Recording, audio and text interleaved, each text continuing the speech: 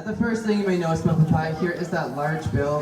Now her bill can be 4 times the size of her head and nearly the entire length of her body.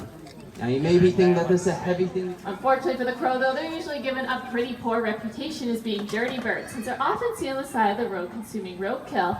However, what many people do not realize is they're actually doing us a great deal of good by helping to manage the germs and diseases within our environment. I introduced her, though, as our own expert hunter, so naturally we're going to show off a few of our hunting styles here today. The first being an aerial hunt. We're going to toss up one of her favorite treats and a perfect catch by Maybelline right at the tip of her beak, which are the only 2 places that touch and exert the most pressure and force. Now these guys are not hunting in the air, they are hunting on the ground. So we have Maybelline's favorite toy here, the rubber snake. Toss it on down and she wastes no time coming on over and showing how she would go hunting that snake. Now if you notice, she's grabbed that snake in a very particular location, right at the back of the head. She had her legs back when doing so. Now as trainers, we'd love to take credit for this behavior, except we can't. I'd like to point out her beautiful long eyelashes. Now this is in fact why we did name her Maybelline, after the cosmetic products. But they're slightly different than yours or mine. They're not hairs, they're actually modified feathers. But they do work in much of the same way, as they do help keep dust and dirt from her eyes.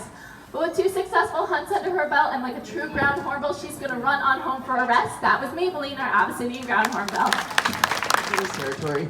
As you would fly to the edge of the forest, emit a loud, rolling, laughing call, wait for his neighbor to reply, and that's how he knows where his territory ends and the next one begins.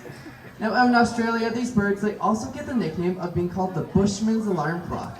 And that's because their calls can be either heard early into the morning or late into the evening. So this will either tell the hunters of Australia that it's time to wake up and start their day, or that's time to head on home.